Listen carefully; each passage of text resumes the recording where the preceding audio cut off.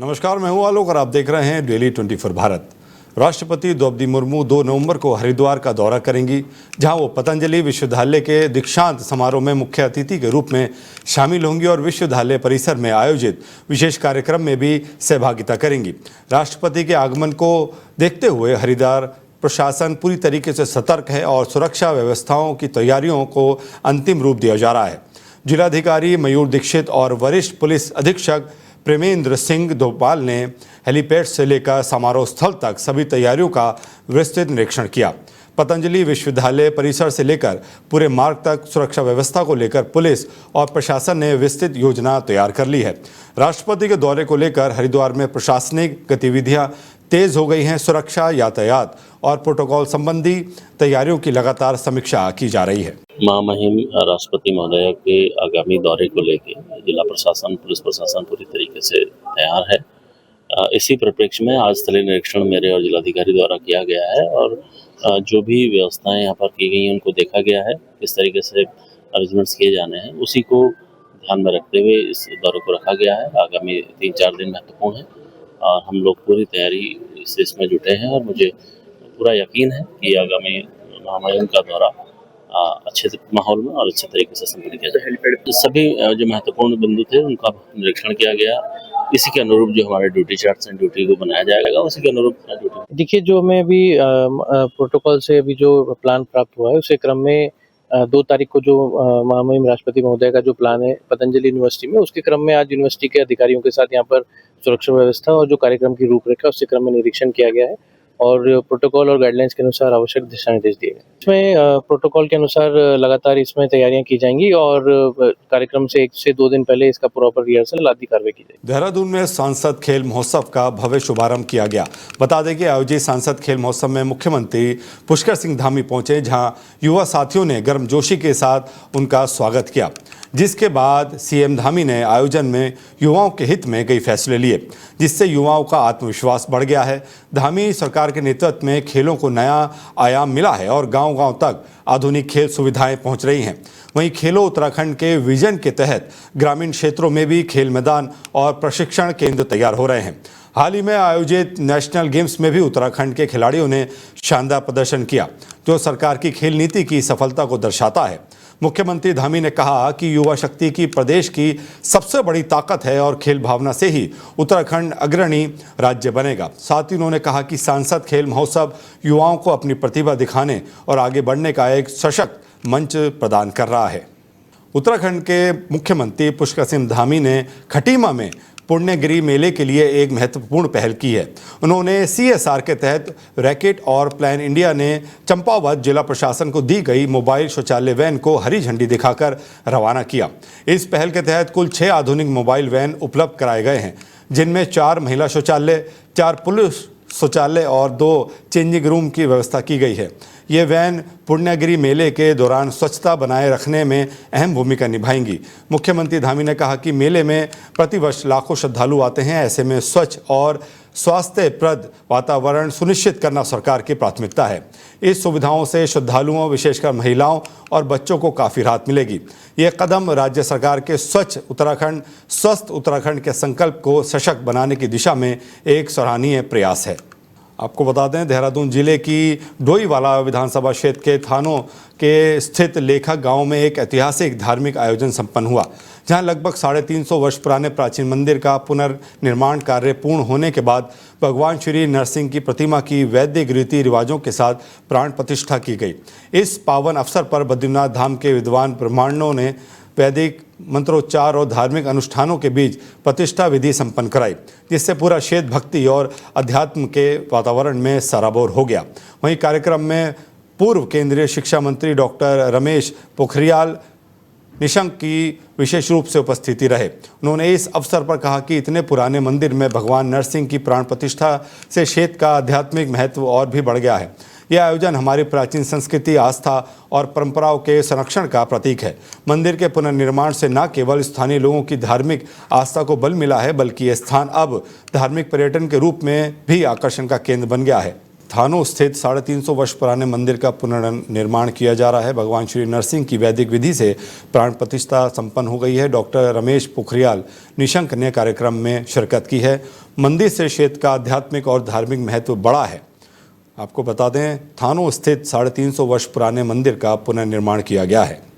3, 4 और 5 नवंबर को अंतर्राष्ट्रीय साहित्य कला और संस्कृति का महोत्सव है और ये हमारे लिए बहुत सुखद है कि उस महोत्सव से पहले जहां लगभग 60 से अधिक देशों के लोग यहां पर लेखक गांव में अपना प्रतिनिधित्व करेंगे और देश के कोने कोने से सभी साहित्यकार आएंगे, लेखक आएंगे, विचारक आएंगे, चिंतक आएंगे। वहाँ उसकी पूर्व संध्या पर ही कहूँगा कि आज ये महोत्सव, नरसिंह भगवान जी का महोत्सव यहाँ पर मनाया जा रहा है। हम सौभाग्यशाली हैं कि लगभग 350 वर्ष पुराना ये जो वैश्य समाज का देवता, उनका कुल देवता है, इसका जीर्णोद्धार करने का सौभाग्य लेखक गांव के माध्यम से राजन गोयल और इनके परिवार को ये सुखद अवसर मिला है और आज नरसिंह भगवान जी की एक भव्य मूर्ति की यहाँ पर स्थापना हुई है। प्रधानमंत्री नरेंद्र मोदी 11 नवंबर को देहरादून का दौरा कर सकते हैं। सूत्रों के अनुसार पहले कार्यक्रम 9 नवंबर को राज्य स्थापना दिवस के अवसर पर निर्धारित था, लेकिन बिहार चुनाव में व्यस्तता के कारण अब तिथि में परिवर्तन की संभावना जताई जा रही है। प्रधानमंत्री अपने दौरे के दौरान राज्य स्थापना दिवस समारोह में भाग लेंगे और FRI में मुख्य कार्यक्रम आयोजित किया जाएगा।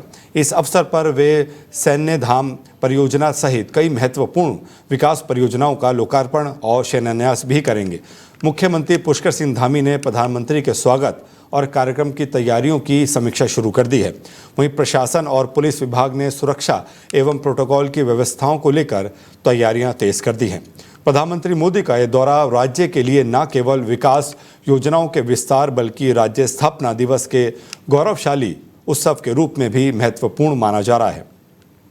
आपको बता दें कि FRI में होगा इस राज्य स्थापना का दिवस, जिसके तहत पुष्कर सिंह धामी ने तमाम जो कार्यक्रम की समीक्षा और तैयारियों की समीक्षा ली है। और आपको बता दें कि PM मोदी 11 नवंबर को देहरादून के स्थापना दिवस में शामिल होंगे। खबर उत्तराखंड की राजधानी देहरादून से है, जहां आपको बता दें उत्तराखंड के कैबिनेट मंत्री गणेश जोशी ने आज देहरादून स्थित अपने आवास पर पूर्व सांसद और भारतीय कुश्ती संघ के अध्यक्ष बृजभूषण शरण सिंह का हार्दिक स्वागत किया है।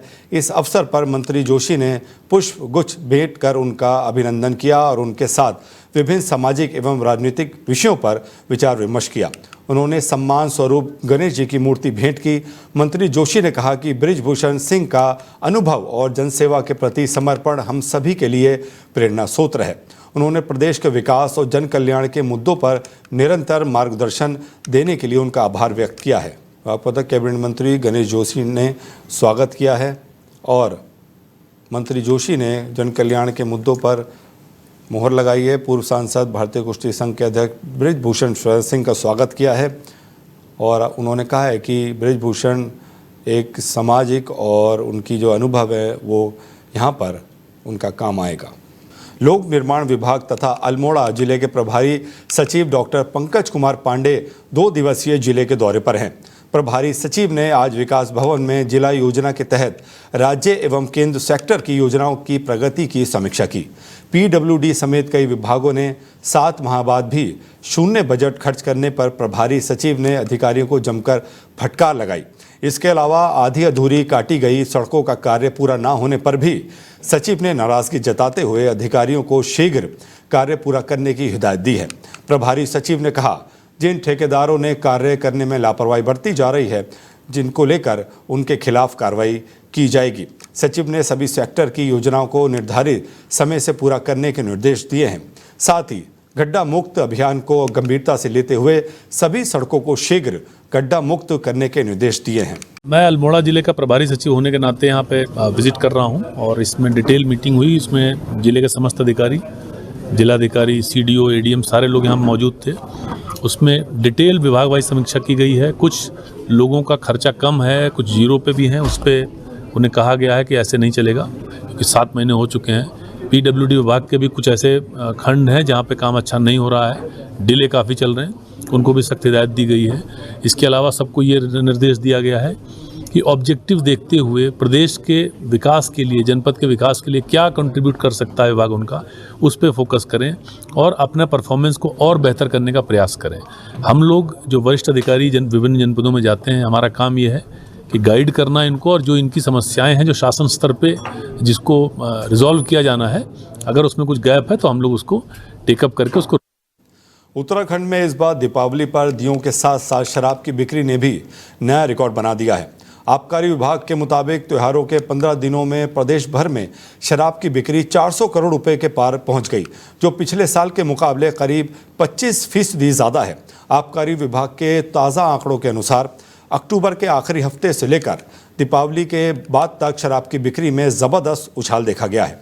देहरादून, हरिद्वार, हल्द्वानी, काशीपुर और उधम सिंह नगर जैसे शहरों में शराब दुकानों के बाहर लंबी कतारें नजर आई। कई दुकानों पर प्रीमियम या विदेशी ब्रांड की कमी भी देखने को मिली। वहीं बियर, वाइन और विस्की तीनों कैटेगरी में बिक्री के रिकॉर्ड टूट गए हैं। आबकारी आयुक्त अनुराधा पाल के मुताबिक पिछले वर्ष की तुलना में इस बार करीब 25% अधिक राजस्व प्राप्त हुआ है। त्योहारों के दौरान शराब की बिक्री में हर साल बढ़ोतरी देखी जाती है, लेकिन इस बार आंकड़े ऐतिहासिक रहे हैं। तो आपको बता रहे हैं कि इस बार जो देहरादून में है 400 करोड़ की शराब की बिक्री हुई है, जिसने रिकॉर्ड तोड़ दिया है। पिछले साल के मुकाबले इस साल शराब की बिक्री अधिक हुई है। और आपको बता दें, शराब की दुकानों के बाहर लंबी लंबी कतारें लगी हुई थी और एक नया रिकॉर्ड बना है। इस बार शराब की बिक्री 400 करोड़ के पार, और शराब की बिक्री ने इस बार नया रिकॉर्ड बना दिया है। आपको आबकारी विभाग का बयान सामने आया है और जो राजस्व है उसको बढ़ोतरी हुई है। उत्तराखंड में पुलिस विभाग में बड़ा प्रशासनिक फेरबदल किया गया है। गृह विभाग ने 16 आईपीएस और 8 पीपीएस अधिकारियों के तबादले किए हैं। इनमें 4 जिलों के पुलिस कप्तान बदले गए हैं। आईपीएस मंजूनाथ टीसी को नैनीताल का एसएसपी और सर्वेश पवार को पौड़ी गढ़वाल का एसएसपी बनाया गया है। पुलिस मुख्यालय में भी बड़े स्तर पर अधिकारियों की जिम्मेदारियों में बदलाव हुआ है। एडीजी पीवीके प्रसाद से निदेशक अभियोजन का चार्ज हटाकर एपी अनुष्मान को दिया गया है, जबकि डॉक्टर नीलेश आनंद भरने को निदेशक फॉरेंसिक बनाया गया है। बता दें कि ये फेरबदल पुलिस व्यवस्था को अधिक प्रभावी और अनुशासित बनाने के उद्देश्य से किया गया है। तो आपको बता दें, ये उत्तराखंड पुलिस में बड़ा जो है फेरबदल हुआ है। उसके अंदर कई आईपीएस और पीपीएस के तबादले किए गए हैं और बताया जा रहा है कि पुलिस व्यवस्था को और सटीक और बढ़िया बनाने के उद्देश्य से इन तमाम आईपीएस और पीपीएस के तबादले किए गए हैं। और आपको बता रहे हैं, बड़ी तादाद में पीपीएस और आईपीएस के तबादले किए गए हैं और पुलिस व्यवस्था को अधिक प्रभावी बनाने के उद्देश्य से ये तबादले किए गए हैं। उत्तराखंड पुलिस विभाग में बड़ा फेरबदल है।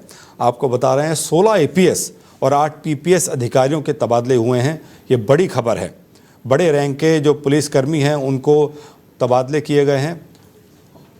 और आपको बता दें कि इसी के साथ पीवीके प्रसाद जो कि निदेशक थे, अब उनको निदेशक अभियोजन बनाया गया है। श्री अभिनय कुमार को अपर पुलिस महानिदेशक से अपर पुलिस महानिदेशक सूचना एवं सुरक्षा का प्रभार दिया गया है। श्री अमित कुमार सिन्हा को निदेशक विधि विज्ञान प्रयोगशाला से निदेशक विधि विज्ञान प्रयोगशाला में तबादला दिया गया है। और आपको बता दें, एपी आशुमान अपर पुलिस महानिदेशक प्रशासन से अपर पुलिस महानिदेशक सूचना एवं सुरक्षा में उनका तबादला किया गया है। गोविंद वन्यजीव विभाग राष्ट्रीय उद्यान क्षेत्र के अंतर्गत आने वाले सीमांत गांव सदूड़ी के मटेना तोक में रहने वाले अनुसूचित जाति के लोग आज़ादी के इतने वर्ष बाद भी अंधेरे में जीवन बिताने को मजबूर हैं। शासन प्रशासन से लेकर विभाग के उच्च अधिकारियों तक बार बार गुहार लगाने के बावजूद यहां अब तक बिजली नहीं पहुंच पाई है। इस उपेक्षा को लेकर स्थानीय लोगों में भारी गुस्सा है। सदूड़ी गांव की मटेना बस्ती में अनुसूचित जाति के करीब 35 परिवार रहते हैं, जो वर्षों से बिना बिजली के कठिन जीवन जी रहे हैं। ग्राम प्रधान ज्ञान सिंह ने बताया कि लोग बेहद परेशान हैं और कई बार अधिकारियों से समस्या से अवगत कराया जा चुका है। इस संबंध में अधिशासी अभियंता धर्मवीर का कहना है कि हर गांव और उसकी बस्तियों में विद्युतीकरण कार्य राजीव गांधी और दीनदयाल उपाध्याय सौभाग्य योजनाओं के तहत किया गया था, लेकिन ये बस्ती किस कारण योजना से वंचित रह गई, इसकी जांच की जा रही है। हरिद्वार में प्रशासन ने अवैध खनन के खिलाफ बड़ी कार्रवाई की है। देर रात एसडीएम जिनेंद्र कुमार और जिला खनन अधिकारी मोहम्मद काजिम रजा की संयुक्त टीम ने छापामार अभियान चलाया है। सिटगुल क्षेत्र के पेंटागन मॉल के पीछे नदी किनारे अवैध खनन का काम चल रहा था। कार्रवाई के दौरान 2 ट्रैक्टर ट्रॉली जब्त कर सील कर दी गई है, जिससे खनन माफिया में हड़कंप मच गया है। एसडीएम हरिद्वार ने कहा कि अवैध खनन के खिलाफ सख्ती जारी रहेगी और दोषियों को किसी भी हालत में बख्शा नहीं जाएगा। और आपको बता दें, ये बड़ी कार्रवाई अवैध खनन को लेकर की गई है। एसडीएम और खनन अधिकारी की संयुक्त कार्रवाई की है और इसके जब ये और आपको बता दें, अवैध खनन पर सख्त कार्रवाई की जा रही है। और हरिद्वार में अवैध खनन चल रहा था, जिस पर प्रशासन की नज़र पड़ी और छापेमारी की गई है। आपको बता दें, एसडीएम और खनन अधिकारी की संयुक्त कार्रवाई में इस कार्रवाई को अंजाम दिया गया है। 2 ट्रैक्टर पकड़े गए हैं, ट्रॉली पकड़ी गई है और अवैध खनन ये लंबे समय से चल रहा था और इस कार्रवाई से जो अवैध खनन के ठेकेदार हैं उनमें हड़कंप मच गया है। और बड़ी कार्रवाई है हरिद्वार में हुई है, जिसमें 2 ट्रैक्टर और ट्रॉली सील कर दी गई है और जितने माफिया हैं अवैध खनन के, इस कार्रवाई से उनके बीच हड़कंप मच गया है। और ये आपको दृश्य दिखा रहे हैं किस तरीके से अवैध खनन चल रहा था और ये ट्रैक्टर और ये ट्रॉली पकड़ी गई है। प्रशासन के ज़रिए छापेमारी की गई है एसडीएम और खनन अधिकारी के द्वारा, जिससे खनन माफिया जो हैं उनमें हड़कंप मच गया है। और तस्वीरों में आप साफ देख सकते हैं कि रात के अंधेरे में ये लोग अवैध खनन को अंजाम दे रहे थे। सूचना मिलने पर एसडीएम और खनन अधिकारी मौके पर पहुंचे, जिन्होंने इन तमाम ट्रैलियों और ट्रैक्टरों को सीज कर लिया है। और आपको बता दें कि हरिद्वार में बड़ी कार्रवाई की गई है। एसडीएम और खनन अधिकारी ने खुद मौके पर पहुंचकर इस कार्रवाई को अंजाम दिया है और ट्रैक्टर और ट्रॉली को जब्त कर लिया है और भी जितने खनन अवैध चल रहे हैं उस पर भी जल्दी कार्रवाई होगी, ऐसा आश्वासन दिया है एसडीएम ने, जिसके कारण जो माफिया हैं, खनन के जो माफिया हैं, उनके बीच हड़कंप मच गया है। इस बुलेटिन में इतना ही। अपना ख्याल रखिए, देखते रहिए डेली 24 भारत। नमस्कार।